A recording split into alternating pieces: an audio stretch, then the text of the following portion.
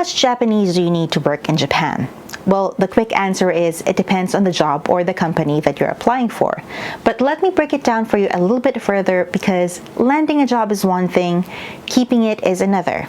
My name is Mizhelle, you're watching Tokyo Past 3, and today we're talking about the Japanese skills you need to work in Japan.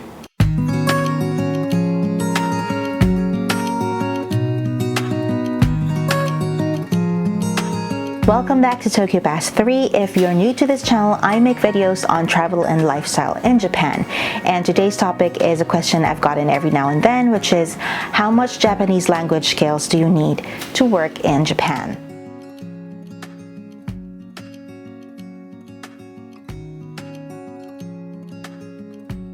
The good news is you can work in Japan with zero to minimal Japanese skills. In fact, many foreigners in Japan work as English teachers.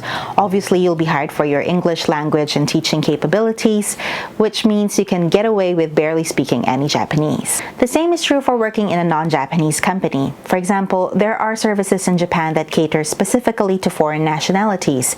Many years ago, I used the service of a Filipino company to wire money to the Philippines.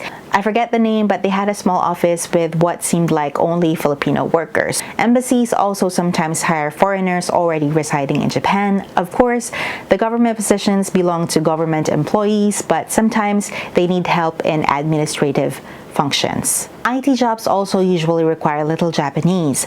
Software developers, game engineers, graphic designers, and the like. Keep in mind that this only applies to entry-level positions because as you go higher up in a Japanese company, obviously you'll be talking to the bosses, which more or less probably only speak Japanese.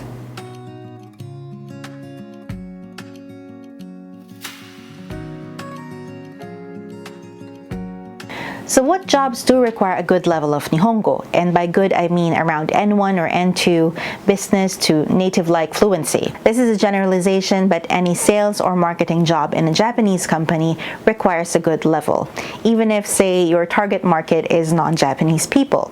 Let me give you my experience as an example. As I've mentioned several times on this channel, I work as a digital marketer for a Japanese company in the travel industry. Yes, the badly hit, barely surviving travel industry. I'm an all-rounder, so I do SEO, SEM, SMM, and as of late even ventured into influencer marketing. Originally, my role was to appeal to the English-speaking market, which means tourists coming to Japan. That means that all the content that I made, all the ads that I ran, were in English, but that's just half of my job. Since the company that I work for is Japanese, everything else is run in that language. Meetings, company documents, announcements, even casual conversations with colleagues. In my case, I get along just fine, but I've seen people with little to no Japanese struggle in the same environment. Yes, the company announcements come with English translations, but the other ones don't, and sometimes they miss the big picture because they don't have that information. Language also affects the bonds that you make with colleagues. More often than not, I see English-only speakers stick together, and sometimes if there's only a small number of you in a company, the tendency is for you to feel that you're the minority. I believe I've mentioned this in my Is It Easy to Make Friends in Japan video, but bonds or friendships, they can't really be forced. You tend to have a deeper connection with people whom you can be your natural self with, and that's harder to accomplish when you're using a language that you're unaccustomed to. Sometimes it's factors like these that can determine whether a person can stay in the company in the long run. We all work for the money, of course, but that money has to come from an environment that we're comfortable with. Going back to my job as a digital marketer, we all know that 2020 shook things up, and as a result, international travel is more or less non-existent at the moment, and the service that I worked so hard on was dissolved, unfortunately. Thankfully though, miraculously, I still got to keep my job, but now I market to Japanese people.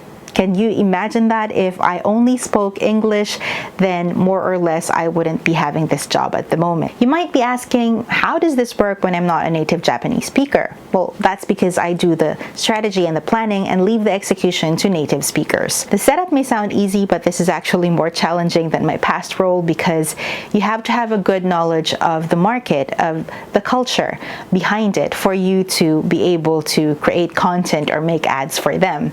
And you can't exactly do keyword research or check the tone or the content of an ad if you don't have the necessary language and cultural skills. My point is, if you want to work for a Japanese company and stay there in the long run, you have to learn the language.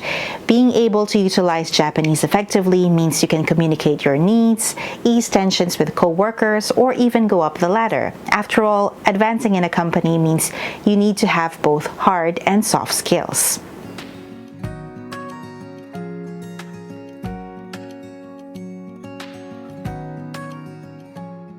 I understand that this may be a little bit overwhelming to hear, and some of you might be thinking, oh, my Japanese is not that good. Maybe I should just give up on working in Japan. No. No, no, no, no, no, no, no, no. No. Whatever Japanese skills you have right now, it's enough. I repeat, whatever Japanese skills you have right now, it's enough. Focus on landing a job first, then continue honing your skills as you go on. It takes time and effort, but what rewarding experience doesn't, right? Remember, nobody begins an expert. Expertise is achieved through the cumulative effort that you put in every day. And this applies not just to Japanese, but all the other skills out there. My current marketing skills are a result of me relentlessly studying no matter how tired I was. My current Japanese is a result of the countless embarrassing mistakes that I've made trying to communicate. If there's one thing that I want you to take away from today's video, it's that I hope you don't let the fear or the anxiety of not being able to communicate in Japanese discourage you from pursuing the job that you want. It's a starting point, whatever skills that you have right now.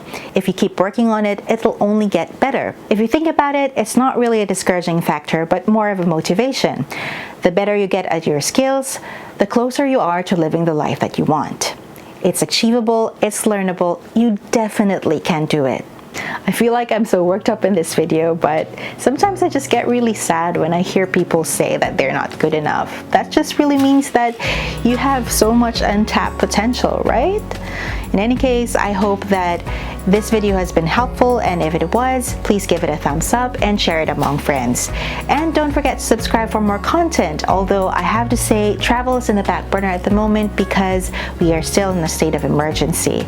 I'll be putting out more videos about life in Japan, so if you have questions, put those burning questions in the comment section or leave me a direct message.